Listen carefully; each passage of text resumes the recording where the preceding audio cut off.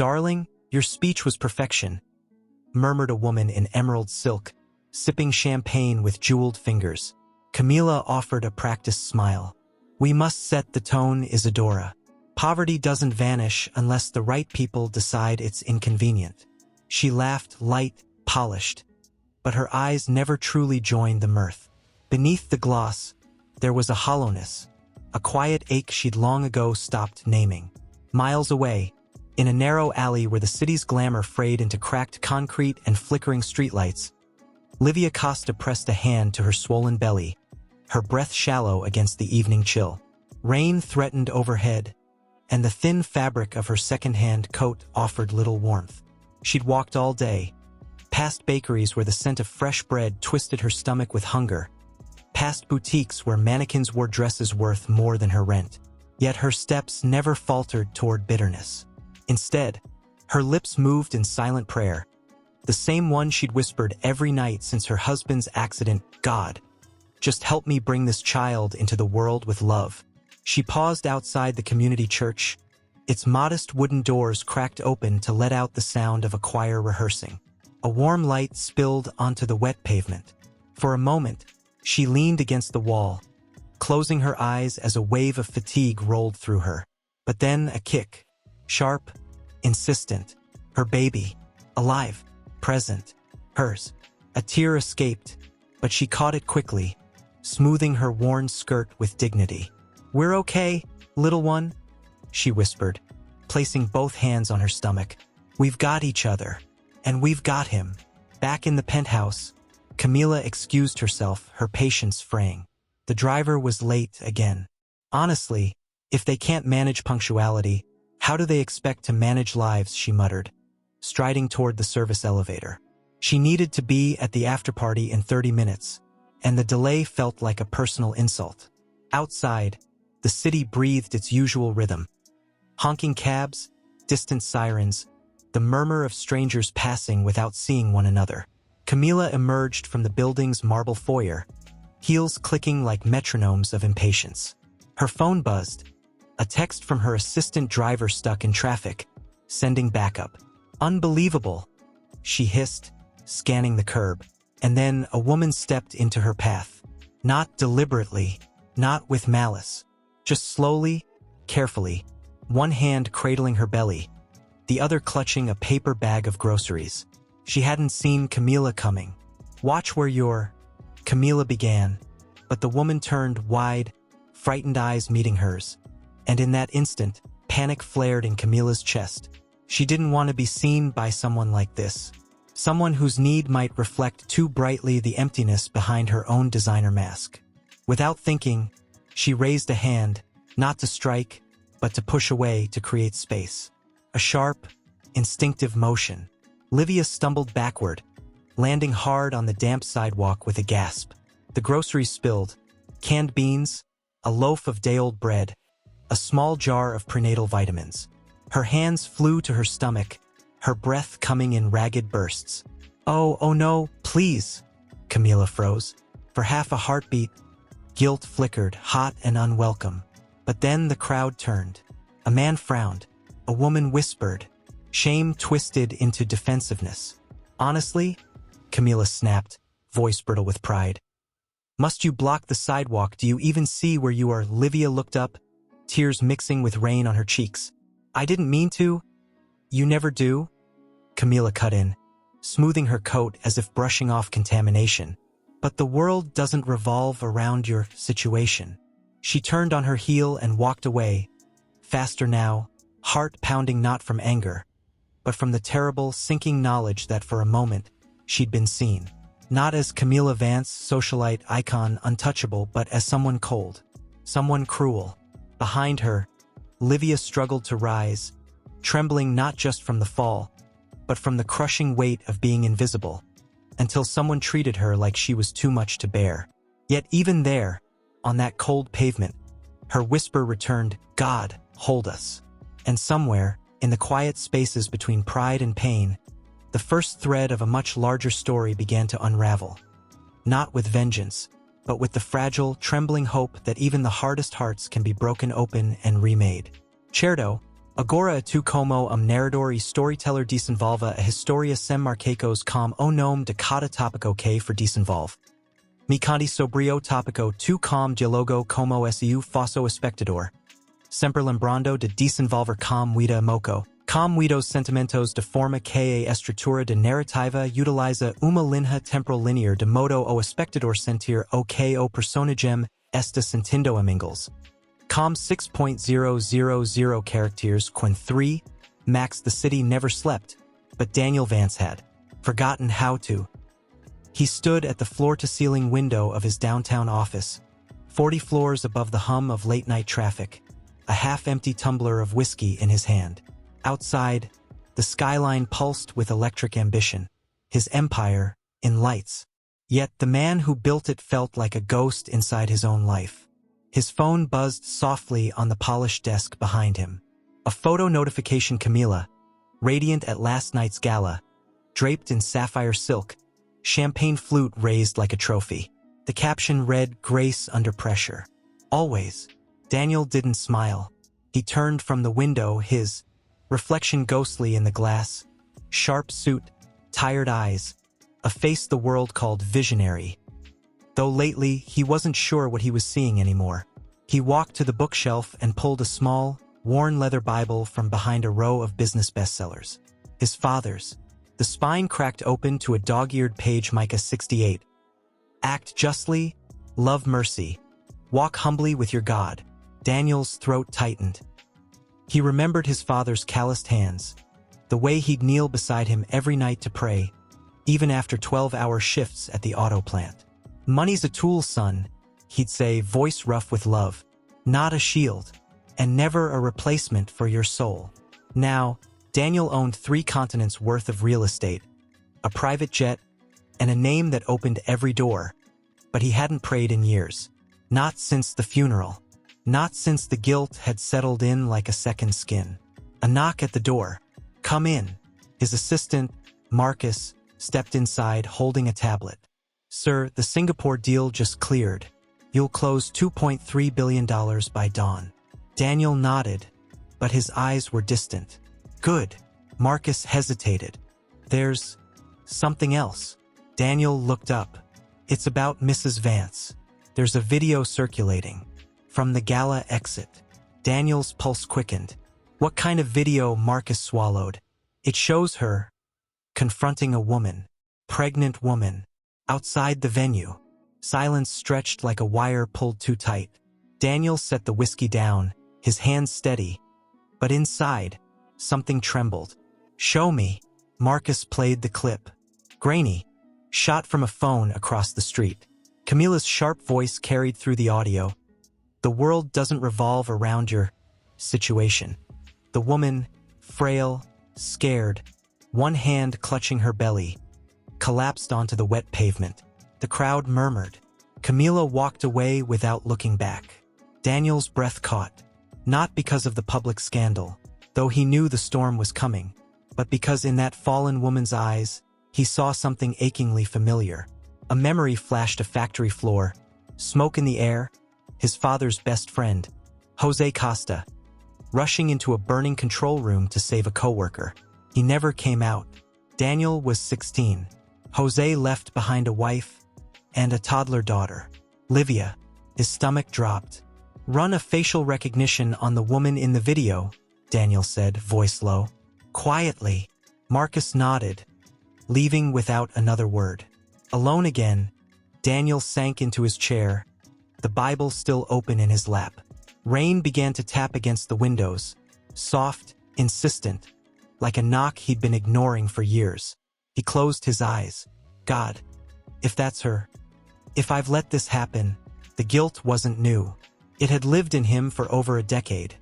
Ever since he'd promised Jose's widow he'd look after Livia, then buried the promise under mergers, acquisitions, and the slow erosion of his own conscience. He'd sent anonymous donations to her school, funded a scholarship in Jose's name, but he'd never seen her, never reached out. Too busy, too afraid of the past. Now she was on the ground, and his wife had walked away. A knock, softer this time. Daniel didn't answer. The door opened anyway. Camila stood there, still in her evening gown, her makeup perfect, but her eyes sharp with suspicion. Marcus told me you've been asking questions. I saw the video, he said quietly. She crossed her arms. Oh, that it's nothing. Some street performer trying to drum up sympathy. You know how they are. Her name is Livia Costa, he said, watching her closely. Camila froze. Costa, Jose Costa's daughter. The color drained from her face. For the first time in years, Camila looked uncertain. You knew her father. I promised him I'd protect her, Daniel said, voice breaking. And I didn't. Silence. Then Camila's voice turned icy. Don't make this about you, Daniel. You weren't even there. I handled it. And frankly, she should have been more careful. He looked at her, really looked, and saw not the woman he married, but a fortress built of pride, fear, and carefully curated illusions. And what if she loses the baby? He asked softly. Camila flinched, but lifted her chin. Then it's tragic, but not our fault. Daniel stood. It's my fault, he said, because I looked away, because I let success convince me that proximity to power was the same as righteousness. He walked past her toward the coat rack. Where are you going? She demanded. To find out if she's okay. You're being ridiculous. No, he said, pausing at the door. I'm being late. And with that, he stepped into the elevator. The doors closing on the life he thought was enough. Outside, the rain fell harder. Somewhere in the city, a young woman prayed in a borrowed room. And for the first time in years, Daniel Vance walked, not toward a deal, not toward a boardroom, but toward a reckoning. He'd come without a plan. No press team, no security detail.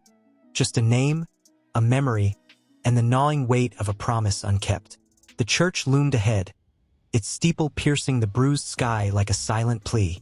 Light glowed warmly from its arched windows. Somewhere inside, he hoped, was Livia.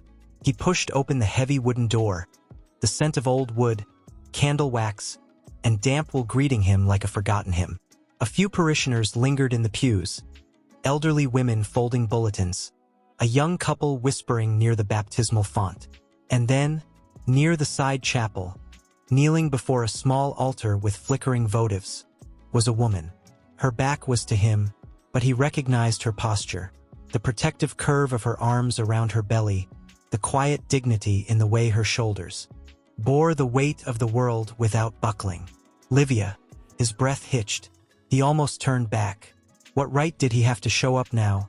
After all this time, after letting her fade into the margins of a life he'd claimed to care about, but then she shifted and winced, just slightly, as she tried to rise. Her hand pressed hard against her side, her face tightening with pain. Daniel moved before he could stop himself. Let me help, he said softly. She startled, turning wide, wary eyes toward him. Recognition flickered, then confusion, then something deeper, fear. You, she whispered. You're Mr. Vance. He nodded, heart pounding. Daniel, please. She took a step back, clutching her coat tighter. Why are you here? I saw what happened, he said, voice rough with shame. At the gala, with Camila. Livia looked down, rainwater still glistening in her hair from her walk inside. It's okay, she murmured. I'm fine. You're not, he said gently. And even if you were, it shouldn't have happened. She swallowed hard, tears welling, but not from anger, from exhaustion, from the kind of sorrow that comes when you've been stepped on so often you start to believe you deserve it. I didn't mean to be in her way, she said, voice trembling. I was just trying to get home before the rain got worse. I didn't see her coming. You shouldn't have to see someone coming to avoid being treated like an obstacle, he said, and the words surprised even him. So raw, so true. A silence stretched between them, filled only by the distant echo of rain on the roof and the soft crackle of candles. Then, hesitantly, she asked, Do you even remember my father? The question struck him like a stone to the chest. I do, he said, voice low. Jose Costa. He worked the third shift at Vance Motors for 14 years. He gave his life saving Manuel Reyes from that electrical fire. And the day of his funeral, Daniel's voice broke. I stood in the back, too ashamed to face your mother. I just inherited the company. I promised him I'd look after you both. And then, I disappeared into boardrooms and billion-dollar deals. Livia stared at him, eyes glistening. My mother never blamed you. She said you were grieving too. But when the scholarship came, anonymous every year, I always wondered. It was me, he admitted. A coward's way of keeping a promise, without showing my face. She let out a small, sad laugh. You could have just called. Or visited. We wouldn't have asked for money. Just to know we weren't forgotten. The words cut deeper than any boardroom betrayal ever had. Just then, she gasped, doubling over slightly, one hand gripping the edge of a pew. Livia. Daniel reached for her, panic rising. Are you? It's nothing, she breathed, but her knuckles were white. It's just, since the fall, the baby's been restless. The doctor said stress can trigger contractions. She looked up at him, vulnerable, real. I'm scared, Mr. Daniel. I don't have insurance. I lost my job when my boss found out I was pregnant. My landlord said if I can't pay next week. She trailed off, unable to finish. Daniel didn't hesitate. You won't be evicted. I'll handle it. She shook her head. No, I don't want charity. It's not charity, he said fiercely. It's restitution. It's justice. And if you let me, it's the beginning of something I should have started years ago. She searched his face, as if weighing whether this man, the billionaire, the ghost of her father's friend, was finally real. Outside, thunder rolled, low and solemn, like the turning of a great cosmic page. Then, from the back of the church, a voice cut through the quiet. Daniel. They both turned. Camila stood in the doorway, her designer coat damp, her expression unreadable. She'd followed him. Her eyes flicked from Daniel to Livia, and for the first time really saw her. Not as an inconvenience, not as a prop in a scandal, but as a woman, pregnant, weary, human. What are you doing here? Daniel asked, stunned. I came to bring you home, she said, stepping forward. Then, her voice softened, almost imperceptibly. But I think I needed to see this. Livia instinctively stepped back, arms wrapping tighter around herself. Camila noticed, and something in her shifted, a crack in the ice. I didn't know, she said quietly, eyes fixed on Livia's belly. About your father. About any of this. No, Livia replied, voice steady now. You didn't ask. The words hung in the air, heavy with truth. Rain tapped against the stained glass, casting fractured colors across the floor. Shards of light in a broken moment. And in that quiet sanctuary, with two women who represented everything he'd lost, and everything he might yet redeem, Daniel Vance felt the first real breath of hope in years. But the storm wasn't over, because Camila's presence here wasn't just curiosity. It was the first tremor of a Camila took a step forward, her heels clicking softly against the worn stone. She wasn't crying. Not yet, but something in her eyes had fractured. The polished certainty, the armor of entitlement, had cracked just enough to let something raw peek through. I didn't know, she repeated, voice barely above a whisper. If I'd known who you were, I never would have. You still would have, Livia said gently, not cruelly, but with a sorrow so deep it felt like grace. Because it wouldn't have mattered to you then. A name doesn't make someone worthy of kindness. A soul does. Camila flinched as if struck. Daniel watched them both, his chest tight. He saw the exact moment Camila realized she wasn't being condemned. She was being invited into something uncomfortable, into truth. I'm sorry, Camila finally said. The word stiff, unfamiliar on her tongue, like a language she'd never been taught to speak. I didn't mean to hurt you, Livia exhaled slowly. But you did. Not just my body, my heart. When you looked at me like I was nothing, it felt like the whole world agreed. Camila's breath hitched. She looked down at her hands, manicured, jeweled, and used to labor, and for the first time they felt alien to her, empty. Before anyone could speak again, the chapel door creaked open. A stooped, Silver-haired man in a simple black clerical collar stepped inside, holding a dripping umbrella. Pastor Elias. He'd known Livia since she was a child. He'd held her father's hand in the hospital the night he died. His eyes swept the scene. The billionaire, the socialite, the pregnant woman trembling with exhaustion. And he didn't flinch. He simply nodded, as if he'd been expecting them. "Livia," he said warmly, stepping toward her. "I saw your coat on the hook. Thought I'd find you here." Then his gaze settled on Daniel and Camila. "And I see the Lord brings more than rain tonight." Daniel stepped forward. "Pastor, I'm Daniel Vance, Jose Costa's friend." Elias's eyes softened. "I know who you are, son, and I know what you've done, and what you haven't." There was no judgment in his voice, only quiet knowing. "Come, let's get you all out of the damp." He led them to a small side room, a modest office lined with books, a kettle steaming on a hot plate, a crucifix hanging above a worn armchair. Livia sank into it gratefully, her face pale. "Sit," Elias said, pouring hot tea into 3 chipped mugs. "You've all walked through fire tonight, whether you know it or not." Camila stood near the door, arms crossed, still unsure if she belonged. "You can sit," Livia murmured, surprising even herself. "The chair won't break." A beat. Then, slowly, Camila lowered herself onto the edge of a wooden stool. Her posture remained rigid, but her eyes kept drifting to Livia's belly. "Does it hurt still?" she asked, voice small. "Sometimes," Livia admitted, "but the baby moves. That's what matters." Camila swallowed. What will you name her?" Livia blinked. "How did you know it's a girl?" "I didn't," Camila said, then added softly, "I just hoped." A silence settled, warmer now, fragile but real. Daniel watched them, heart pounding. He'd expected anger, confrontation, scandal. Instead, he was witnessing something far more dangerous to the life he'd built. Mercy.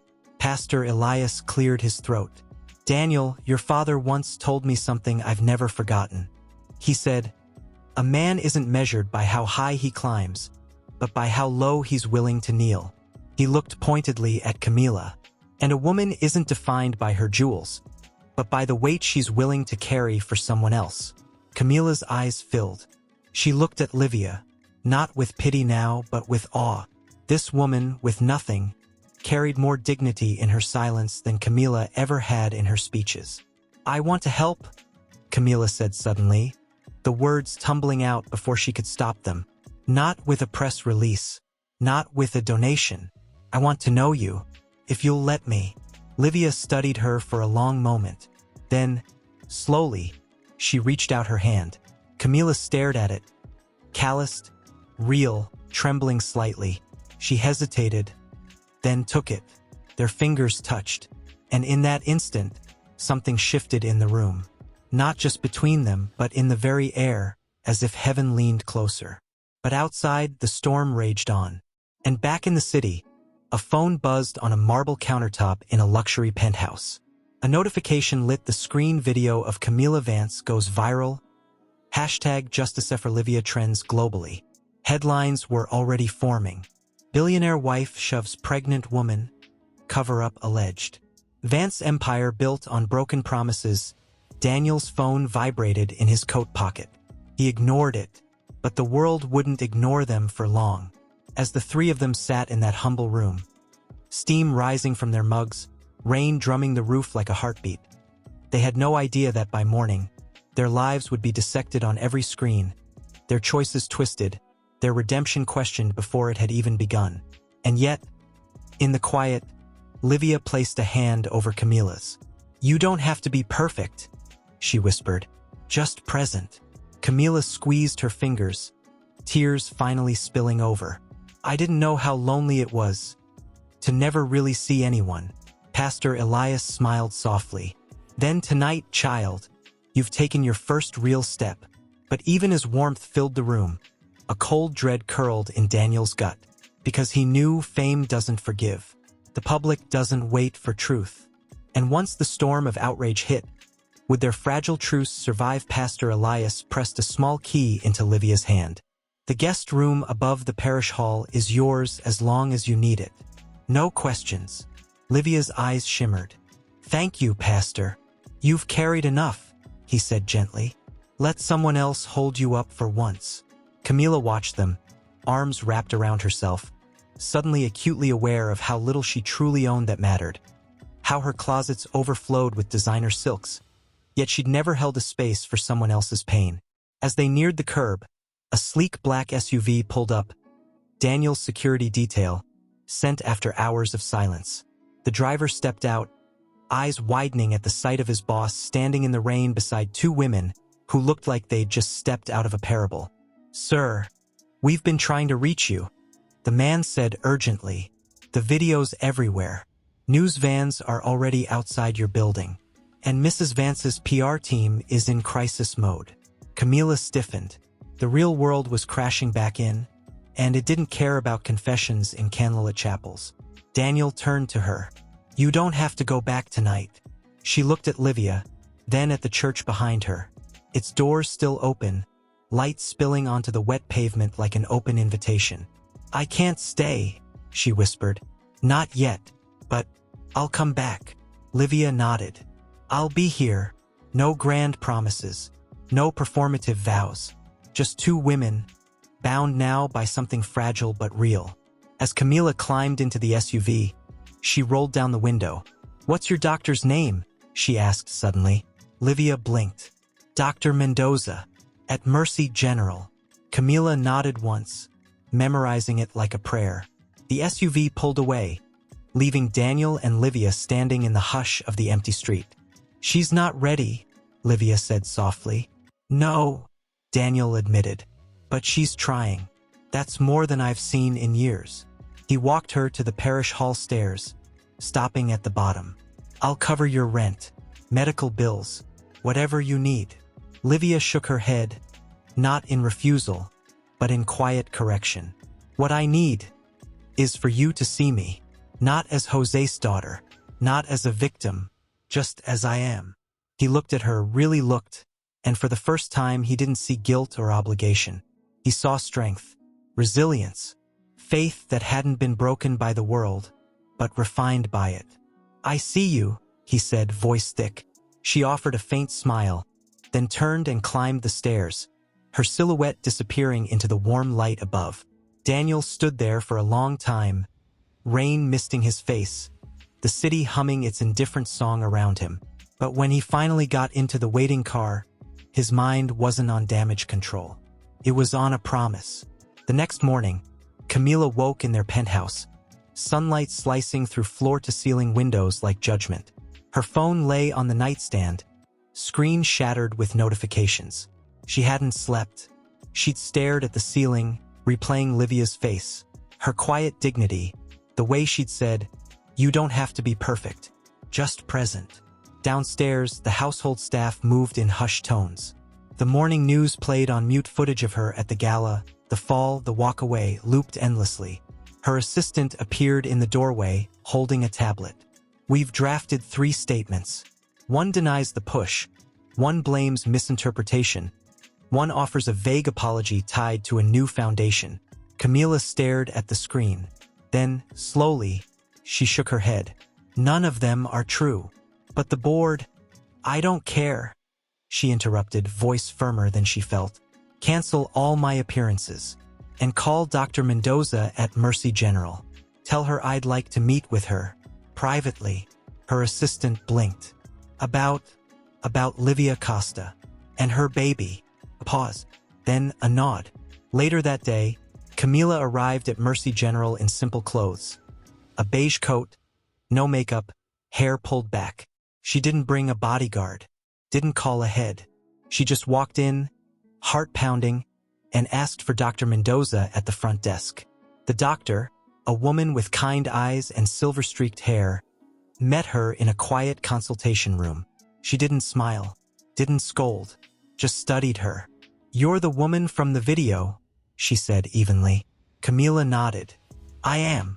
And you're here because I need to know if she's okay, Camilla said, her voice cracking. And because I need to know if I can fix this. Dr. Mendoza sighed, folding her hands. Livia came in last night with elevated stress hormones and early contractions. We stabilized her. The baby's strong, but her body is exhausted. She's working part-time at a laundromat, walking 2 miles each way because she can't afford the bus fare after her shift. Camila's hands trembled in her lap. I didn't know. People like you rarely do, the doctor said, not unkindly. But knowing isn't enough.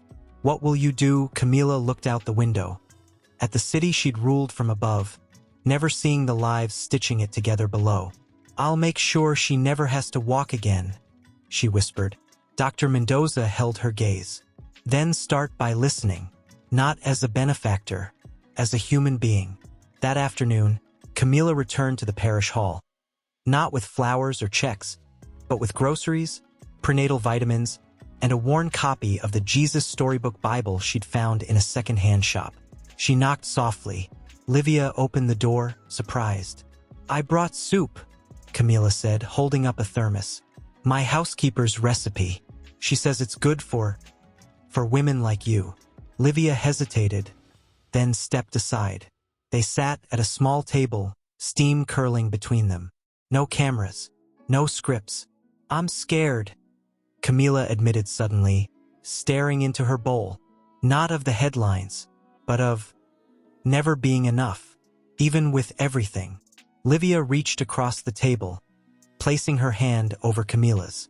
You're enough right now, just by being here. Outside, the city roared on. Unaware that in a quiet room above a church, 2 women were stitching together the first threads of a redemption far greater than scandal, far deeper than wealth. But the storm hadn't passed. Daniel saw it first on his tablet while sipping black coffee in the dim quiet of his study. His jaw tightened. He knew what this meant. The court of public opinion didn't deal in nuance. It fed on spectacle, and redemption was rarely dramatic enough to satisfy its hunger. He called Camila immediately. She answered on the first ring, voice raw with exhaustion. You saw it. They're twisting it, he said. Of course they are, she replied, a bitter laugh escaping her. I spent my whole life feeding them the image they wanted. Now they don't know what to do with the truth. He paused. Are you okay? A long silence. Then, quietly, I keep hearing her voice. Livia's. She said, You're enough right now. And Daniel, I don't think I've ever believed that about myself.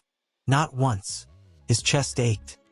He wanted to tell her he loved her, that he still saw the woman he'd fallen for beneath the glitter and armor. But words felt cheap now. Actions would have to speak. I'm having security discreetly relocate Livia, he said. Not to a hotel. Somewhere private. Safe. Away from cameras. No, Camila said sharply. Don't take her away. That's exactly what they'll accuse us of, hiding her. Silencing her. She's not a prop in our story, Camila, he said gently. She's a person. And right now, reporters are circling that church like vultures. Another pause. Then softer. Then let me bring her here. Daniel froze. Here to the penthouse. Yes, she said, resolve hardening in her voice. If the world thinks I'm hiding her, let them see me welcoming her. Not out of guilt. Out of friendship. She swallowed. If she'll have me. He didn't answer right away. The idea was reckless. Dangerous, even. But something in him, a buried instinct he hadn't felt since his father was alive, whispered this is right. Ask her, he said finally. And if she says yes, I'll make sure no camera gets within a mile of this building. Later that morning, Camila returned to the parish hall, heart hammering beneath her simple sweater. She found Livia in the tiny kitchenette, washing dishes, her movements slow but steady. Hey, Camila said softly. Livia turned, surprised. You're back. I have a crazy idea, Camila said, stepping closer. Come stay with us, just for a little while, until the noise dies down. Livia's eyes widened. At your penthouse, yes. Why? Livia asked, not unkindly, but with piercing honesty. To protect your image or to protect me? Camila flinched. Both, maybe, but mostly because I can't bear the thought of you being hunted like a story. You're a person, Livia, a mother, and you deserve peace. Livia studied her face, the rawness, the lack of performance. No makeup, no rehearsed smile, just a woman trembling on the edge of change. And Daniel, she asked. He's the one who suggested it, Camila admitted. Well, not suggested. I convinced him, but he agreed. Livia looked down at her hands, then at her belly. She closed her eyes for a moment, as if listening to something only she could hear. Then she nodded. Okay, just like that.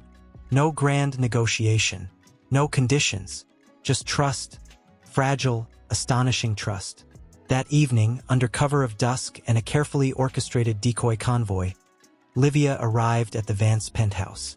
Daniel met her at the private elevator entrance. No security in sight, just him, hands in pockets, face open. Welcome, he said simply. She nodded, clutching a small duffel bag. Thank you for not making this about you. He smiled faintly. I'm trying. Inside, the penthouse was nothing like she'd imagined. Yes, it was vast, marble floors, museum-quality art, views that stole your breath, but it felt lonely, cold, despite the warmth of the lighting. Until she saw the guest suite. Camila had transformed it. Soft blankets, a humidifier humming quietly, a small rocking chair by the window, and on the nightstand, a framed photo of Jose Costa and Daniel, young, arms slung over each other's shoulders, grinning in front of an old factory. Livia touched the frame, tears welling. I found it in Daniel's study, Camila said from the doorway. I thought you might like to see him happy. Livia turned, voice thick. You didn't have to do all this. I wanted to, Camila said. Not because I owe you, but because I'm learning to see. They stood in silence for a moment, the city glittering below like scattered stars.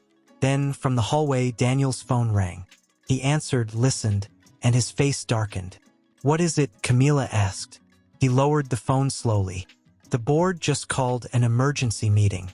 They're threatening to freeze assets if we don't issue a full retraction and cut ties with you. He looked at Livia. They're calling you a liability, a calculated risk. Livia's breath caught, but Camila stepped forward, eyes blazing. Then they don't know what real risk looks like. She turned to Livia, voice softening. You're staying, no matter what. Daniel looked between them. His wife, reborn in courage, the daughter of his father's dearest friend, bearing new life in the shadow of loss, and felt something shift deep in his soul. This wasn't about saving a reputation anymore. It was about saving each other. And as the three of them stood there, the penthouse no longer felt cold. Because for the first time in years, it was filled not with wealth, but with witness. But outside, the storm was gathering. His phone buzzed. A text from Marcus, they're mobilizing. If you don't denounce Livia by noon, they're voting to strip your voting shares. They've already contacted the press. Daniel closed his eyes. It wasn't just about money. It was about legacy, control. The empire his father had bled for, now held hostage by men who'd never set foot in a factory, never known hunger, never kept a promise in the dark. He walked into the living room, where Camila stood by the floor-to-ceiling windows, arms crossed, watching the city awaken. They want me to say it was staged, he said quietly. That Livia orchestrated the fall for attention. That you were misunderstood. Clean, simple, final. Camila didn't turn. And what will you tell them? That I won't lie, he said. Not about this. She finally faced him, eyes red-rimmed but resolute. Then we lose everything. Maybe, he said, or maybe we finally gain something real. Before she could reply, Livia appeared in the doorway, one hand resting on her belly, the other clutching the edge of her cardigan. She'd overheard. I can leave, she said quickly. Right now. Take a bus, disappear. No, Camila and Daniel said in unison. Livia flinched. But this is your life, your company. I didn't come here to destroy it. You came here because we failed you first, Daniel said gently. And now we get to choose who we really are. She looked between them, tears welling. I never wanted to be a weapon in your war. "You're not a weapon," Camila said, stepping forward. "You're a mirror, and we're finally looking." A silence settled, heavy with the weight of what was coming. Daniel's driver arrived promptly at 8:40 a.m. The sleek town car idled at the curb, its tinted windows reflecting the steel canyons of downtown like a shield.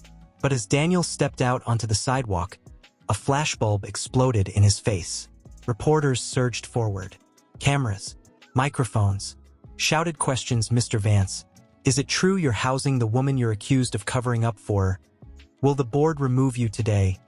Do you regret your wife's actions?" He kept walking, jaw set, heart pounding, not with anger, but with a strange, quiet clarity. Inside the Vance Global Tower, the boardroom was glacial. 20 men in tailored suits, faces carved from marble and calculation, sat around the polished mahogany table. At the head, empty, his chair, Richard Langston, the lead independent director, stood as Daniel entered. "Daniel, you're late." "I'm exactly on time," Daniel said, taking his seat without invitation. Langston's smile was thin as a blade. "Let's be clear, this isn't personal. It's about brand integrity. The video has cost us $400 million in market value in 48 hours. Our partners in Asia are pulling out.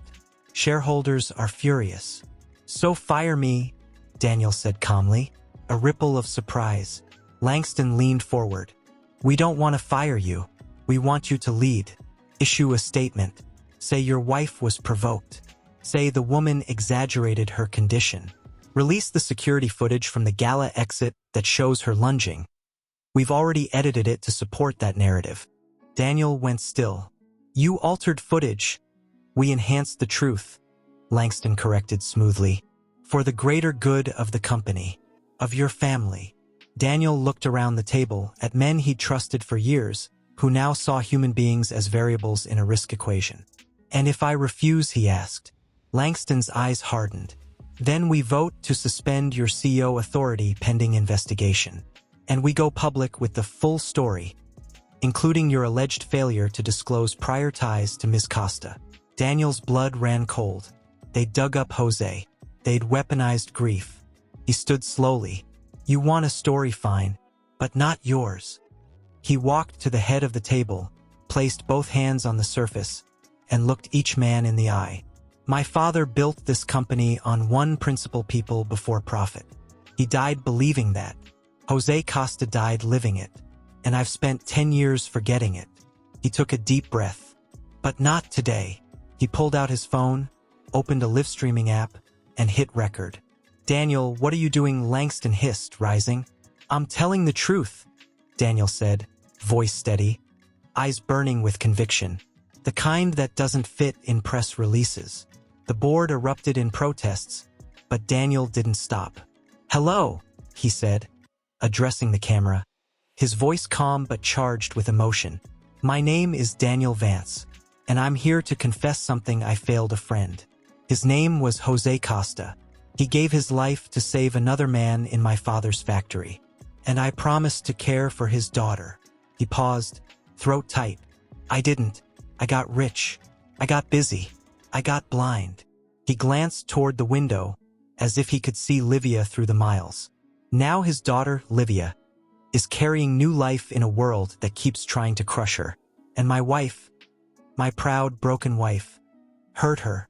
Not out of evil, but out of the same blindness I've lived in, the belief that some lives matter less because they're quiet, because they're poor, because they don't wear designer labels." He looked back at the camera, eyes glistening. "But God sees them, and today, I choose to see them too, even if it costs me everything." He ended the stream. Silence. Then Langston stood, pale with fury. "You've just destroyed the company." "No," Daniel said, gathering his coat. "I just saved my soul." As he walked out, reporters swarmed again. But this time, he stopped. "I have nothing more to say," he told them. "But if you want to understand what's happening, go talk to Livia Costa. Not as a victim, as a witness." And with that, he walked away, not toward his car, but toward the subway entrance, collar turned up, a man shedding empires like old skin.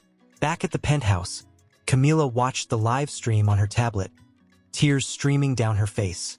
Livia stood beside her, one hand on her shoulder. "He didn't have to do that," Livia whispered. "Yes, he did," Camila said, voice trembling. "Because love demands it." But as the screen faded to black, a new notification popped up. Vance Global stock plummets 22% in pre-market. Trading. The world was reacting, and the real cost of their choice was just beginning. Yet in that quiet room, high above the chaos, two women held hands. Not in fear, but in faith. Because sometimes, losing everything is the only way to find what was always meant to last. Livia nodded, wincing as another wave rolled through her.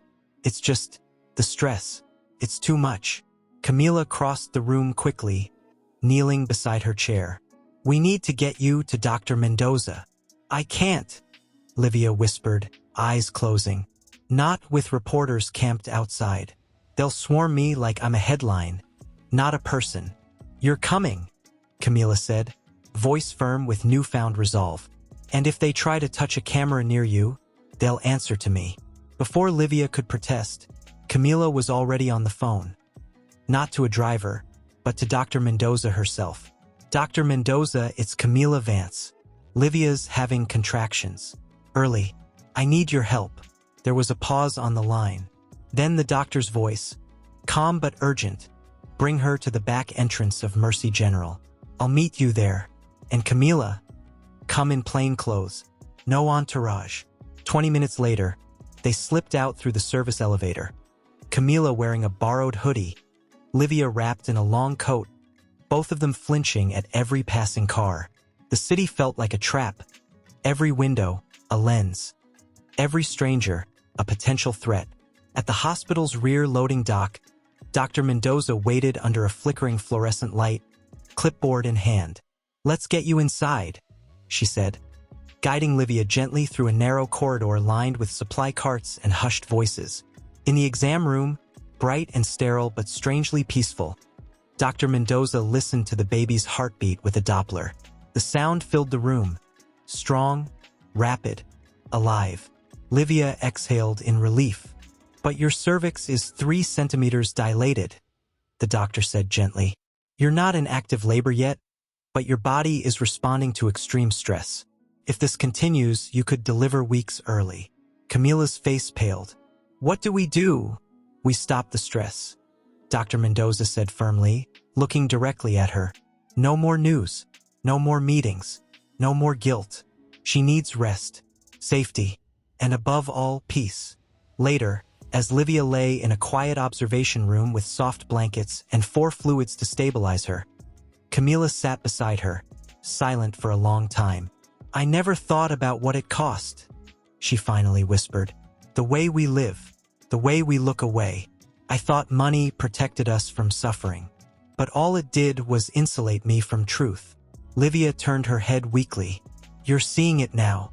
"Too late," Camila asked, voice breaking. Livia reached for her hand.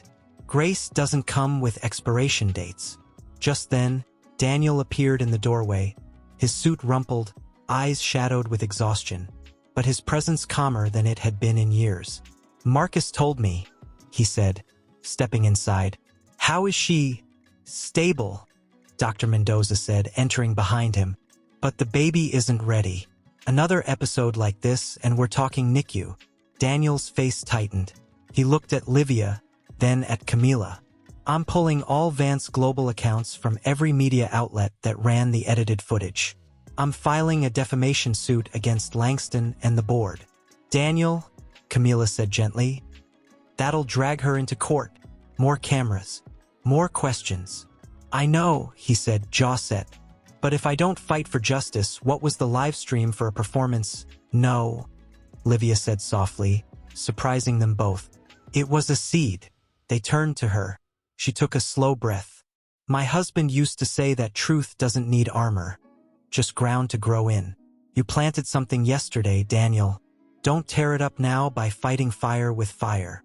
He stared at her, then slowly nodded. "Then what do we do?" Livia smiled faintly. "We let the light do its work." A silence settled over the room, thick with uncertainty, yet threaded with something quiet or hope. That evening, as twilight painted the hospital windows in shades of violet and gold, Livia drifted into a light sleep. Camila stayed by her side, holding her hand, watching the steady rise and fall of her chest. Daniel stepped out onto the quiet balcony, phone in hand. A message lit the screen. Pastor Elias. The church is full tonight. Women from the shelter, single mothers, even some from your old factory. They're asking about Livia, not the victim, the woman who forgave, the one who prays even when the world kicks her down. Daniel typed back, "Tell them she's fighting for her child, and that her courage is teaching us all how to be human again." He looked up at the sky, where the first stars blinked awake. Back inside, Camila leaned closer to Livia, whispering as if sharing a secret with the universe. "I'll stay with you, every night, until the baby comes." Livia, half asleep, murmured, "Sing to her. She likes your voice." Camila hesitated, then softly began an old hymn her grandmother used to sing. "His eye is on the sparrow, and I know he watches me." Tears slipped down her cheeks as the words wrapped around them like a promise. Outside, the world still raged. Stocks plummeting, headlines screaming, power shifting like sand. But in that hospital room, something eternal was being woven, not in boardrooms or broadcasts, but in a shared breath, a held hand. A lullaby sung by a woman who'd finally learned that love isn't about fixing people, but seeing them. Daniel had barely slept. He'd moved operations to a temporary office above a bookstore downtown, far from the Vance Global Tower and its boardroom full of vipers. His phone buzzed nonstop, lawyers, bankers, former allies now circling like sharks. But his focus remained fixed on one thing, protecting the fragile piece Livia had finally found. That morning, while Camila sat beside Livia reading aloud from a worn copy of Psalms, Daniel slipped out unnoticed. He dressed plainly, a gray sweater, jeans, no watch, and took the subway, not a car. He needed to see it for himself. The neighborhood, the truth behind the name. He walked the streets where Livia had once walked, past the shuttered laundromat where she'd worked double shifts, past the corner store where she bought day-old bread, past the bus stop where she'd waited in the rain. Every step was a confession. Finally, he stood before St. Bridget's Church, its red doors weathered by time and prayer. He hesitated, then pushed inside. The sanctuary was empty except for one figure kneeling near the front, Pastor Elias, head bowed, hands folded. Daniel approached slowly, boots echoing on the wooden floor. The pastor didn't look up. "I knew you'd come." Daniel stopped a few pews away. "How?" "Because a man who finally sees doesn't just look. He goes back to where he turned away." Daniel swallowed hard. "I promised Jose I'd look after her, and I vanished into success like it was a cave I could hide in." Elias rose, turning to face him. His eyes were kind but piercing. "You didn't just abandon Livia, Daniel. You abandoned yourself. The boy who used to sit with his father on that factory bench after shift, sharing a thermos of soup and talking about how to build something that lasts." Daniel's throat tightened. "I thought I was building something. Empire. Legacy. But it was all glass." Elias stepped closer. "Then build something real now." They sat together in the quiet chapel, sunlight streaming through stained glass, painting the floor in colors of mercy and sacrifice. "I found Jose's old toolbox in the church storage," Elias said gently. "He left it here the night before the fire. Said he'd come back for it." He paused. "He never did." Daniel's breath caught. "Can I see it?" Elias led him to a small back room. There, on a dusty shelf, sat a rusted metal box with JC scratched into the side. Daniel lifted the lid with trembling hands. Inside, wrenches, pliers, a faded photo of Jose and his young daughter, Livia, no older than 5, grinning in front of a tiny apartment with peeling paint. On the back, in smudged ink, "My greatest work." Daniel's vision blurred. "I didn't just fail her," he whispered. "I forgot what mattered." Just then, his phone buzzed. "Camila, Livia's asking for you. She says she needs to tell you something." He stood quickly. "Thank you, Pastor." Elias placed a hand on his shoulder. Don't just hear her, Daniel. Listen. Sometimes the truth comes in a whisper. Back at the hospital, Livia was sitting up, propped by pillows, her face pale but calm. Camila hovered nearby, eyes wide with something unreadable. Daniel stepped in. You wanted to see me, Livia nodded. I need you to know something I've never told anyone. He sat beside her, heart pounding. When my husband died, she began, voice soft but steady. He was working a temp job at a Vance global subcontractor. Safety gear was expired. They knew, but they cut corners to meet a deadline. She looked directly at him. He didn't die in an accident, Daniel. He died because someone chose profit over people. Daniel froze. The blood drained from his face. Why didn't you tell me? He choked out. Because I didn't want your guilt, she said gently. I wanted your change. Camila gasped, hand flying to her mouth. Oh, Livia, all this time. I stayed quiet, Livia continued, because I believed God would bring justice in his time, not through lawsuits or headlines, but through hearts. Tears streamed down Daniel's face. He bowed his head, shoulders shaking. I built an empire on graves, he whispered, and I never even asked how they died. Livia reached for his hand. But you're asking now. In that moment, the weight of a decade collapsed. Not in anger, but in grief, in repentance, in the terrifying beauty of truth spoken in love. Later that night, as rain whispered against the hospital windows, Daniel sat alone in the hallway, head in his hands. His phone lit up, a call from his CFO. Daniel, Langston's calling an emergency shareholder vote tomorrow. He's got 68% behind him. They're going to oust you. Daniel was silent for a long time, then quietly let them. But the company, let them have the shell, he said, voice trembling but resolute. I'm keeping the soul. He ended the call and walked back to Livia's room. Camila was asleep in the chair, head resting against the wall. Livia was awake, watching the moonlight trace silver lines across the floor. She looked at him and smiled faintly. You're free now. Create in me a clean heart. Psalm 51 filled the screen. He read it slowly, each word carving a path through the numbness he'd worn like armor for years. Restore to me the joy of your salvation. A tear fell onto the screen. He didn't wipe it away. Inside the room, Camila stirred in her chair, waking with a soft gasp. She saw him through the glass pane, illuminated by the blue glow of his phone, shoulders shaking silently. Her heart broke, not for the empire crumbling around them, but for the man finally coming home to himself. She stepped out quietly, wrapping a spare blanket around her shoulders, sat beside him on the cold floor. You're shaking, she whispered. I'm scared, he admitted, voice raw. Not of losing the company, but of not being enough to fix what I broke. She leaned her head against his shoulder.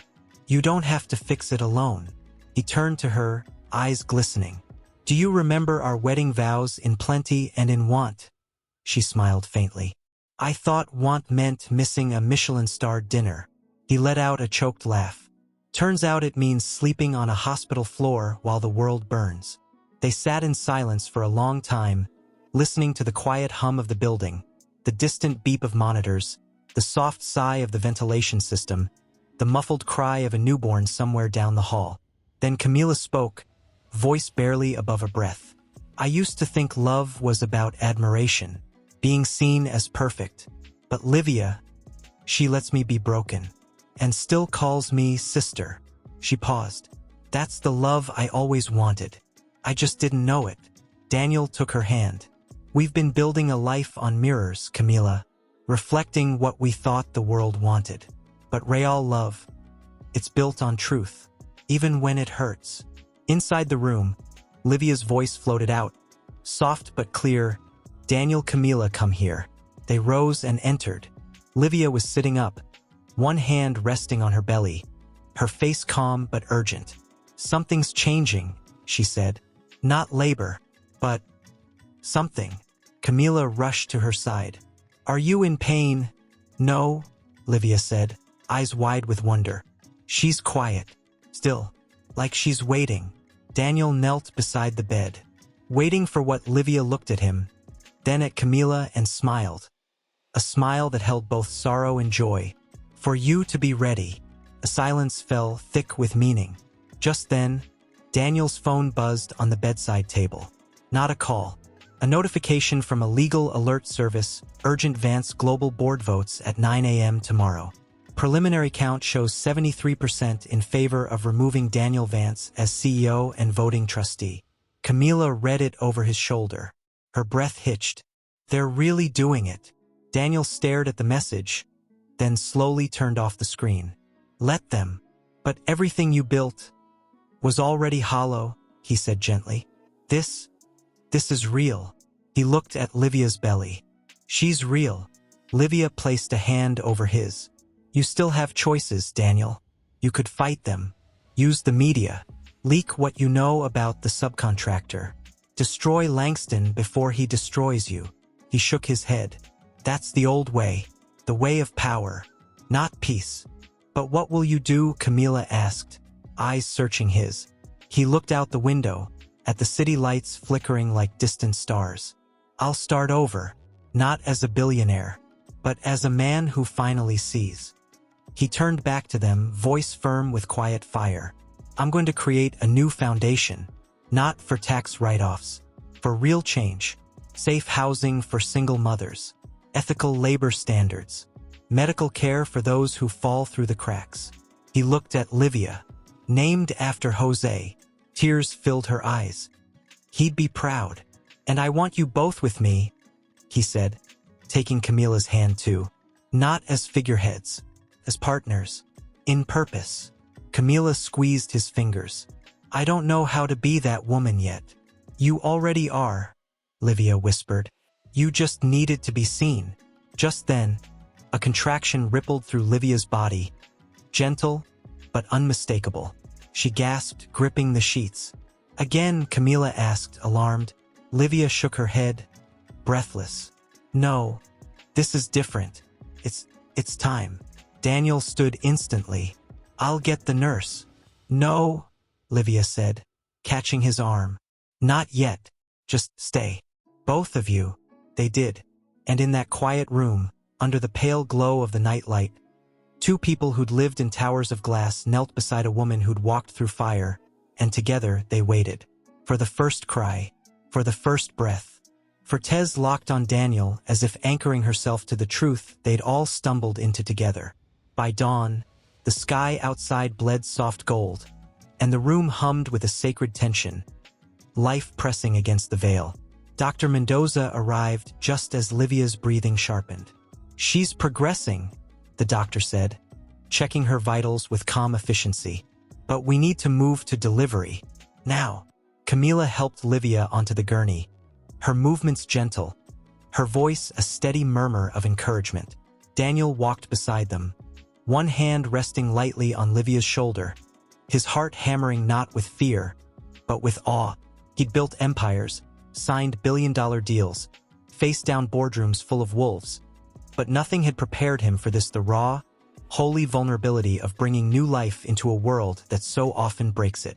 In the delivery room, soft lights glowed, machines hummed, and time seemed to fold in on itself. Camila stood by Livia's head, wiping her brow with a cool cloth, whispering, You're doing beautifully. She's almost here. Daniel stood at her side, holding Livia's free hand, watching every flicker of pain and strength cross her face. Then, as another contraction peaked, Livia gripped Camila's arm and gasped, Promise me something. Anything, Camila said instantly. If something happens, if I can't stay. Her voice trembled, but her eyes burned with clarity. Don't let her grow up thinking the world is cruel. Tell her it's kind because people like you chose to be kind. Camila's breath caught. Tears spilled over. You're going to hold her yourself, she whispered fiercely. I'm not letting you go. Livia managed a weak smile. Just promise. I promise, Camila choked out. Daniel's throat tightened. He knew the statistics, pregnancy complications, stress-induced risk, but he also knew Livia's faith wasn't denial. It was surrender. And in that surrender, he saw a courage that shamed every boardroom bluff he'd ever made. "Push, Livia," Dr. Mendoza urged gently. She bore down, face contorted, then collapsed back with a sob. "You're almost there," Daniel said, his voice thick. "Jose's watching, and so is God." At those words, something shifted in Livia. Calm settled over her. She took a deep breath, looked at Camila, then at Daniel and nodded. One final push. A cry pierced the room. Sharp, clear, alive. Dr. Mendoza lifted a tiny, wriggling body into the light. "It's a girl. 7 pounds, 2 ounces. Strong lungs." Livia burst into tears. "Let me see her." The nurse placed the newborn on Livia's chest, skin to skin, heartbeat to heartbeat. The baby turned her head, eyes squinting in the soft light, and let out a soft coo. "She's perfect," Camila whispered, tears streaming freely now. Daniel watched, utterly undone.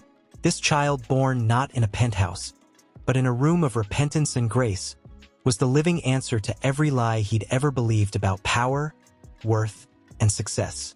He reached out, brushing a fingertip over the baby's tiny hand. She grasped it instinctively, and in that moment Daniel Vance wept. Not for what he'd lost, but for what he'd finally found.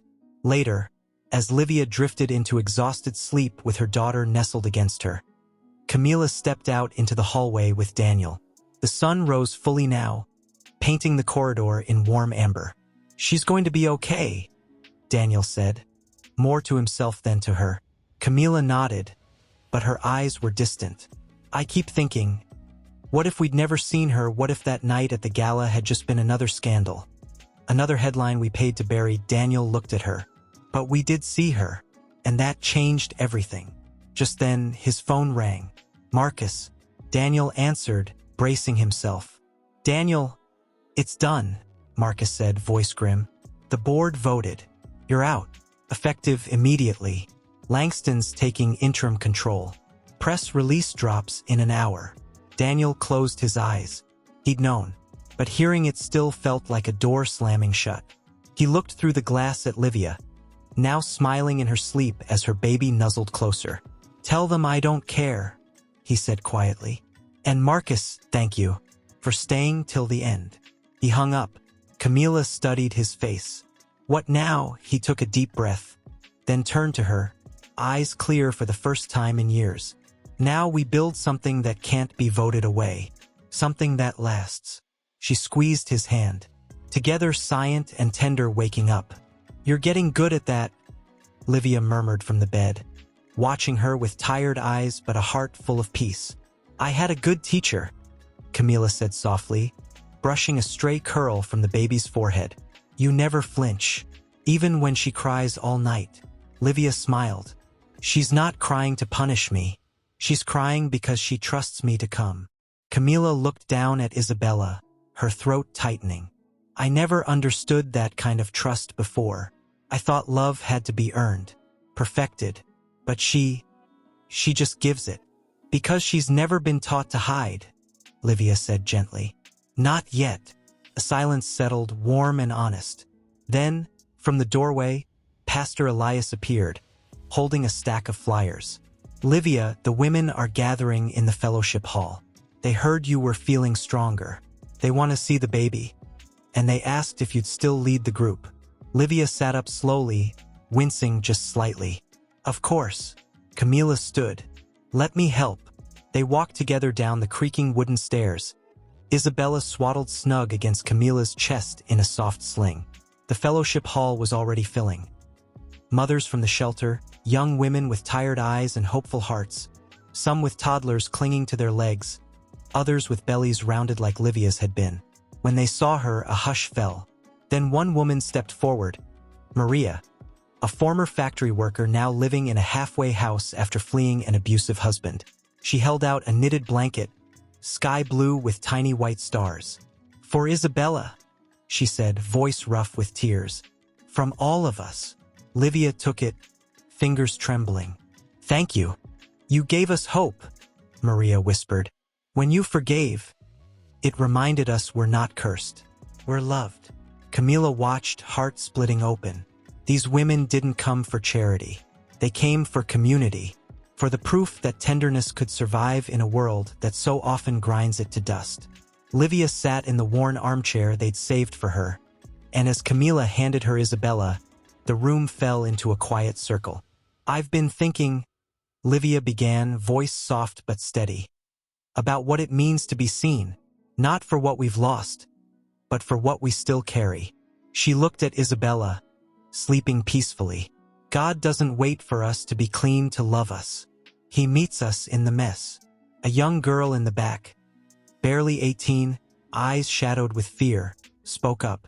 "But what if no one believes you? What if they say you're lying about the bruises, about the pain?" Livia met her gaze. "Then you find one person who sees you, and you let them hold you until you remember your own worth." Camila's breath caught. She remembered that alley, that push, that moment she'd looked away. And now, here she was, holding the child of the woman she'd wounded, surrounded by women who'd been told they were nothing. Tears filled her eyes. Later, as the group sang a quiet hymn, "Great is thy faithfulness," Camila rocked Isabella in her arms and whispered, "You're surrounded by love, little one, always." But outside, the world hadn't softened. As they left the hall, Camila's phone buzzed. A news alert: former CEO Daniel Vance announces new nonprofit, Jose Costa Foundation, with controversial figure Livia Costa as co-founder. Critics call it a redemption stunt.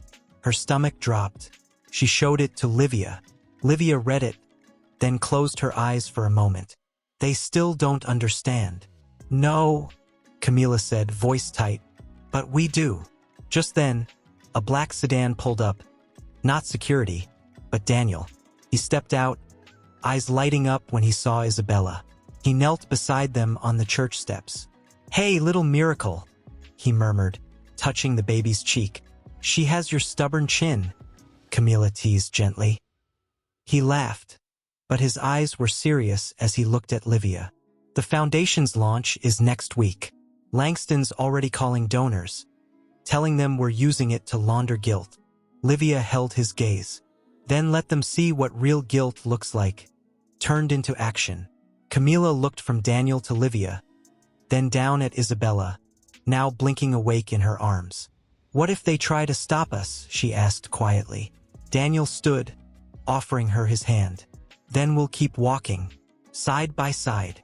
He glanced at the church behind them, then at the city beyond. "They can't silence grace, Camila. It's already alive." And as the three of them stood there, billionaire, socialite, and single mother, holding the future in their arms, the wind carried the sound of the choir still singing inside. "Morning by morning, new mercies I see." The road ahead wouldn't be easy. Scorn would come, skepticism, old enemies with new tactics. But in this moment, on these worn church steps with the Ike Hornets, microphones jutted forward, reporters shouting over one another. "Mr. Vance, is this just a PR move to distract from your ousting? Livia Costa, why align with the man whose wife harmed you? Camila, are you being manipulated into this humble act for public sympathy?" Inside, behind closed doors, Camila adjusted the collar of her simple navy dress, a far cry from the couture gowns she once wore to galas. Her hands trembled slightly as she checked on Isabella, now sleeping peacefully in a bassinet tucked beside a folding table lined with pamphlets: safe housing, ethical employment, prenatal support, no one forgotten. Livia stood near the window, peeking through the blinds. "They're waiting for us to fail," she said quietly. "Let them wait," Daniel replied, pacing slightly, his suit sharp but his posture humbler than it had ever been. "Truth doesn't need their approval." Camila turned to him. "What if they twist your words again, edit the footage, say we're profiting off pain?" He stopped, looked at her, really looked, and for the first time, she saw not the titan of industry, but a man who'd been broken open and remade. "Then we keep showing up," he said, "again and again, until the story changes." Pastor Elias entered, holding 3 cups of coffee. "The room's ready, and the women are here." He nodded toward the hallway, where a quiet procession of mothers, former factory workers, shelter residents, and young girls with haunted eyes had begun to gather. Faces Daniel once never saw, now standing with him by choice. Camila took a deep breath. "I'm terrified." Livia walked over and placed a hand on her arm. "Then be terrified with us. Not alone." At 10 a.m., they stepped onto the makeshift stage, a repurposed warehouse floor with folding chairs and string lights. No velvet ropes, no champagne towers, just raw wood, open hearts, and the weight of a promise kept too late. Daniel stepped to the mic first. The crowd hushed. Cameras clicked. "I'm not here to defend myself," he began, voice steady but thick with emotion. "I'm here to apologize. To the families of every worker cut corners on. To every mother told she didn't matter because she couldn't afford to be seen. And especially to Livia Costa." He turned to her, eyes glistening. "You didn't just forgive me. You saved me from the prison of my own pride." Livia stepped forward, one hand resting on her still recovering belly, the other clutching Isabella's tiny blanket. "I stood in that alley thinking I was invisible," she said, voice clear and strong. "But God saw me, and then you did too." She looked at Camila. "And you chose to stay." Camila approached the mic, heart pounding. She'd rehearsed nothing. "I used to believe kindness was weakness," she said, voice trembling but honest. "That vulnerability was a flaw. But watching Livia carry life through pain, watching Daniel surrender power to protect her, I realized that's where strength lives." She paused, tears welling. "I hurt her, not out of malice but out of blindness. And instead of demanding punishment, she offered me grace. So today I don't stand here as Camila Vance, socialite. I stand here as Camila, redeemed. And I pledge every resource I have to making sure no woman ever feels invisible again." The room erupted, not in applause, but in something deeper, a collective sob, a release, a wave of shared healing. But outside, the storm broke. Within the hour, Langston held an impromptu press conference outside Vance Global headquarters. Flanked by lawyers and smug-faced executives, he declared, "This so-called foundation is a distraction, a guilt-driven spectacle funded by misappropriated assets. We're launching a full investigation." Headlines exploded. Vance scandal deepens. New charity accused of financial impropriety. Is Livia Costa being used as a pawn in Billionaire's guilt play? That night, back at the parish house, Daniel read the articles aloud, voice tight. "They're not just attacking me. They're attacking her." Livia sat by the fire, rocking Isabella. "Let them. But what if donors pull out? What if the permits get blocked? What if they freeze your accounts?" Camila looked up from folding tiny onesies. "Then we work with what we have. My jewelry, my car, my name, used not for status, but for truth." Daniel stared at them both. These women who'd turned his ruin into resurrection, and shook his head in awe. "You're fearless." "No," Livia said softly. "We're just loved." Just then, a knock at the door. Pastor Elias opened it to find Maria, the young mother from the support group, standing in the rain, shivering, a black eye blooming on her cheek. "They found me," she whispered. "He said if I came back to your meetings, he'd take my son." Camila rushed forward, wrapping a blanket around her. "You're safe now." Daniel's fists clenched, not with rage, but with resolve. "This is why we fight," he said, voice low. "Not for headlines, for her." Later, as Maria slept in the spare room and Isabella cooed in her bassinet, the three of them sat in silence by the fire. "I'm scared," Camila admitted, leaning into Daniel's shoulder. "What if we can't protect them all?" Livia looked at the sleeping child in her arms. "We don't have to protect them alone. We just have to show up. God does the rest." Outside, the rain finally fell, soft, steady, cleansing. And in that humble room, filled with refugees of broken systems and redeemed souls, the foundation wasn't just an idea. It was already alive. But by morning, it nearly had. Daniel's phone lit up before sunrise. A call from Marcus, voice urgent, strained. "Daniel, they froze your personal accounts. All of them, citing suspicious transfers tied to the foundation's initial seed funding." They've filed an emergency injunction to block the lease on the community center. And Camila's credit lines revoked. Everything. Camila, curled on the couch with Isabella tucked against her chest, went pale. They're cutting us off completely. They're trying to starve the mission before it breathes, Daniel said, jaw tight. Livia stood slowly, walking to the window. The street below was quiet. No cameras yet, but she could feel the noose tightening. They think money is the only power, she said softly. But they don't know what we've built here. Just then, Pastor Elias entered, holding a thick envelope. This came by hand. No return address. Daniel opened it. Inside, a single sheet of paper with a bank transfer confirmation. $2 million. Sent anonymously to the Jose Costa Foundation's newly verified nonprofit account. Beneath it, a handwritten note: my wife worked the night shift at Vance Motors in '09. Jose saved her from a collapsing conveyor belt. We never forgot. Pay it forward. A grateful family. Tears welled in Daniel's eyes. It's not the money. It's the witness. Before anyone could speak, another knock. Louder this time. They exchanged glances. Camila stood, shifting Isabella to her shoulder. Who would come at this hour? Pastor Elias opened the door. Standing on the porch, soaked from the rain, was an older man in a faded work jacket. Gray hair, calloused hands, eyes sharp with quiet sorrow. Jose's brother, Livia whispered, stepping forward. The man nodded. Rafael Costa. His voice was rough, weathered by years and silence. I saw the live stream, saw you holding my niece. He looked at Isabella. And now, my great niece. He stepped inside without asking, his presence filling the room like a reckoning. I stayed away all these years, he said, voice breaking. After Jose died, I blamed Daniel's father, blamed the company, blamed God. But mostly, I blamed myself for not being there. He turned to Daniel. I watched you rise on the news, saw you forget us, and I hated you for it. Daniel met his gaze. You had every right. Rafael shook his head. No, because forgetting is easy. Remembering, that's the hard part. He pulled a worn photograph from his coat. A younger Jose, arm around a teenage Daniel, both grinning in front of a rusted factory gate.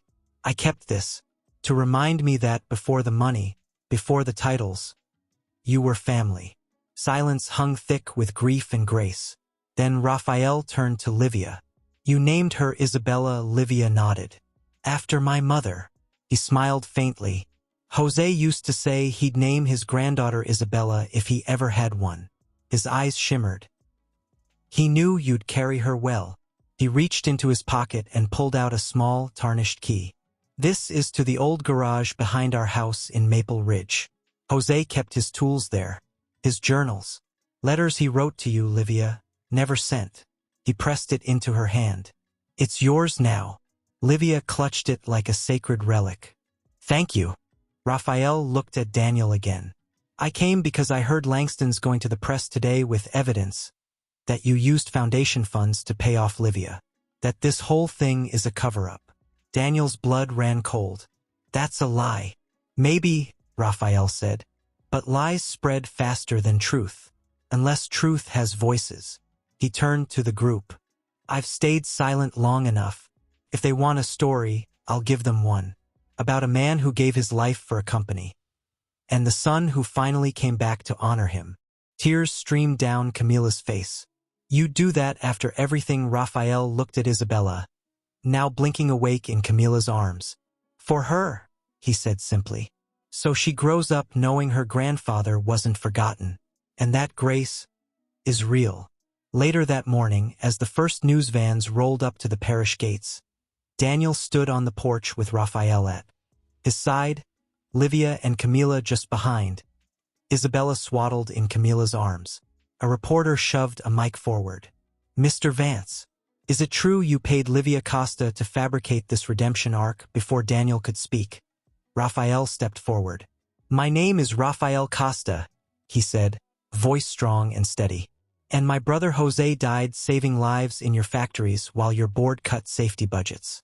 Now his granddaughter sleeps safe because these people chose love over power. He pointed at the reporters. You want a story, tell that one. The cameras shifted. The narrative trembled. Back inside, Camila held Isabella close, whispering, They're fighting for you, little one. Livia reached for Daniel's hand. You're not alone anymore. Daniel looked at them. His wife, reborn in humility. The daughter of his father's friend, radiant in resilience. The child who carried their hope in her breath and felt the weight of the past finally lift. Outside, the storm raged on. Camila woke before dawn again, not to the chime of a designer alarm, but to the soft whimper of Isabella stirring in her bassinet. She rose quietly, bare feet on cold wood, and lifted the baby into her arms. In the dim light, she traced the curve of Isabella's cheek. The same quiet strength she saw in Livia, the same quiet hope she was only just learning to trust in herself. She carried the baby to the small kitchen, where Livia was already brewing tea, her movements still tender from childbirth but steady with purpose. You're up early, Livia murmured, handing her a steaming mug. I couldn't sleep, Camila admitted, rocking Isabella gently. I keep thinking about what Raphael said, about Jose, about how we almost missed it all, because I was too busy being seen to ever really see. Livia sat across from her, hands wrapped around her own cup. Grace doesn't announce itself with fanfare. It knocks softly, like a woman falling in the rain. Camila looked down at Isabella, now suckling quietly at her breast. I used to think vulnerability was weakness. Now, it's the only thing that feels real.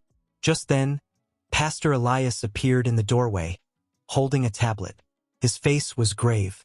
They're coming, he said. Camila's breath hitched. Who? Langston, an illegal team.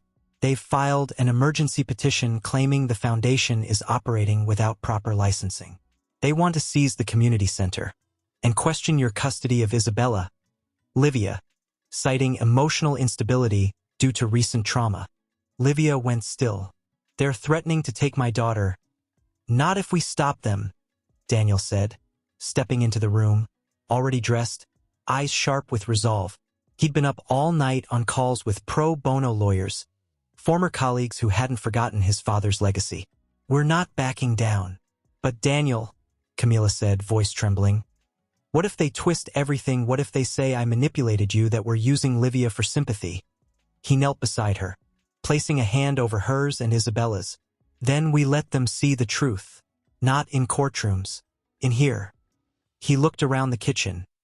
The worn table, the mismatched mugs, the baby cooing softly. This is what they can't replicate. This is what they'll never understand. Later that morning, as rain began to fall again, Camila stood alone in the fellowship hall, folding donated baby clothes. The room smelled of lavender soap and warm bread. Maria had started baking again, saying it helped her feel in control. Around her, women moved with quiet purpose, sewing blankets, organizing pantry donations, laughing softly over shared stories. For the first time, Camila didn't feel like an outsider looking in. She belonged. Then the door opened. She turned, expecting Livia or Pastor Elias. Instead, standing in the doorway, drenched from the rain, was Isadora, her former best friend, society columnist, and one of the first to post the viral clip with the caption, Camila Vance Ice Queen Strikes Again. Camila froze. Isadora stepped inside, her designer boots dripping on the floor. She looked different, less polished, more human. I came to apologize, she said, voice unsteady. Camila didn't move.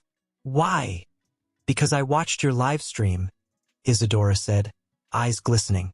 And I saw you, really saw you, for the first time. Not the image. The woman. She swallowed hard. I used your pain for clicks. I called you cruel when I didn't even know your name. Silence stretched between them, thick with years of shallow friendship and deeper betrayal. Then Isadora reached into her bag and pulled out a flash drive. This is everything Langston sent to the press. Internal emails, edited footage, proof he's been sabotaging the foundation since day one. Her voice broke. I was going to run it as an exposé on you, but I couldn't. Not after seeing you hold that baby like she was the whole world. Camila stared at the flash drive like it was a lifeline. Why give it to me, she asked. Because maybe I want to be part of something true, Isadora whispered. Even if it costs me my column. Tears filled Camila's eyes. She stepped forward and pulled Isadora into a hug. Awkward at first, then deep, real, soaked with regret and the fragile beginnings of forgiveness. Later, in the quiet of Daniel's borrowed office, a corner of the community center with a folding desk and a flickering lamp, he plugged in the flash drive. Files loaded damning correspondence, falsified financial reports, a video edit timeline that showed Langston's team splicing footage to make it look like Livia had lunged at Camila. He's not just trying to ruin us, Daniel said, voice low with fury. He's trying to erase the truth. Camila placed a hand on his shoulder. Then we give the truth a voice. That evening, they gathered in the chapel, Daniel, Livia, Camila, Raphael, Pastor Elias, Maria, and a dozen other women from the support group.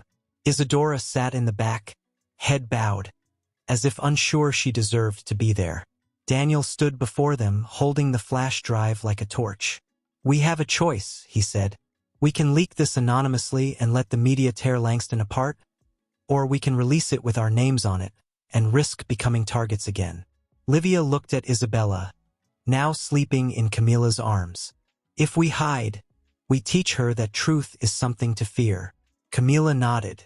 Then we stand in the light. All of us. Isadora raised her hand, voice soft but clear. Let me write the story. Not as no one expected, the truth behind the fall exclusive documentation exposes Vance's global cover-up. From those who lived it. By Isadora Reed. Published in the Clarion, the article wasn't a takedown. It was a testimony. Page after page laid bare not just Langston's manipulations, the falsified footage, the coerced testimonies, the deliberate leaks, but the quiet humanity that had risen in response. Photos showed Camila folding laundry beside Livia in the parish kitchen. Daniel kneeling to fix a broken crib with Jose's old wrench. Maria holding Isabella while whispering a lullaby learned in a shelter. And at the center of it all, Raphael Costa, standing before a simple cross in St. Bridget's, holding his brother's journal. By noon, the tide had turned. Donors who'd pulled back flooded the foundation's inbox with renewed pledges. Former Vance Global employees came forward with stories of safety violations, labor abuses, lives lost to corner cutting. Even shareholders, once silent, began demanding Langston's resignation.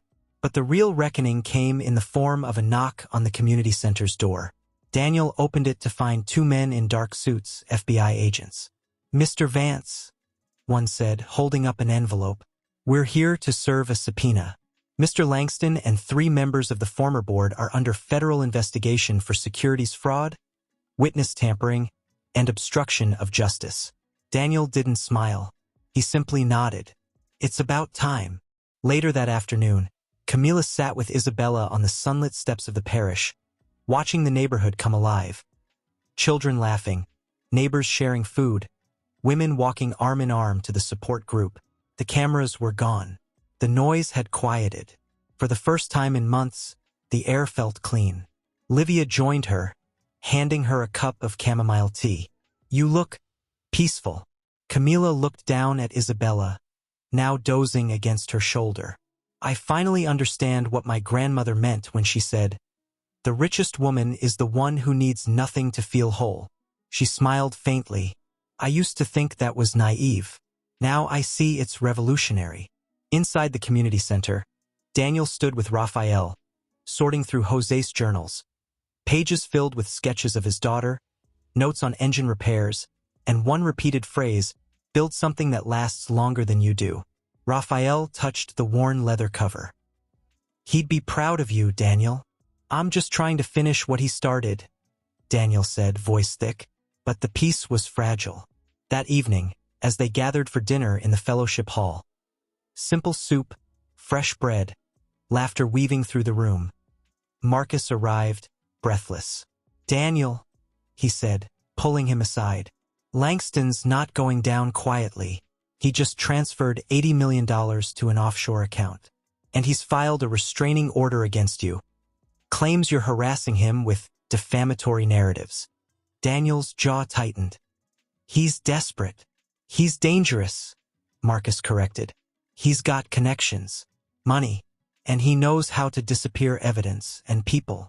A chill ran through the room, though no one spoke it aloud. Later, as Camila rocked Isabella to sleep in the quiet guest room, Daniel stood in the doorway, watching them. She's safe, he said softly. For now, Camila replied, not looking up. But what if he comes after her after Livia? What if he uses the courts to drag this out for years? Daniel stepped inside, kneeling beside her chair. Then we protect them, not with walls, with witness, with truth so loud it drowns out his lies. She looked at him, eyes shimmering. I'm scared, Daniel. Not for me, for her. She brushed a finger over Isabella's cheek. I never wanted her to grow up in a world where love has to fight so hard to be seen. He took her hand.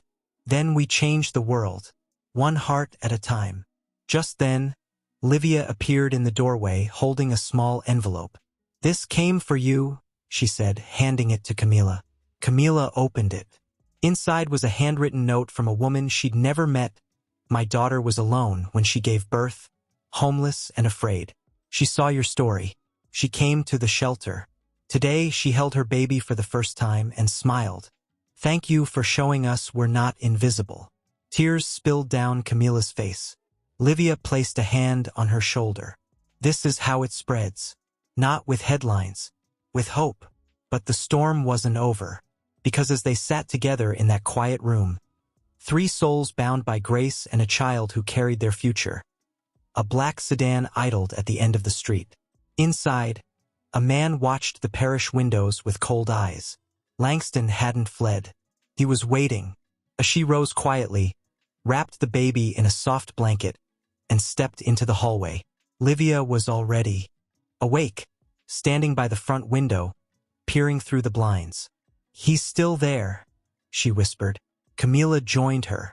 Down the street, the same black sedan sat parked beneath the flickering street lamp. Engine off, windows tinted. It had been there all night. Marcus said Langston lost control of his accounts, Camila said, voice low. He shouldn't even be able to afford a rental car.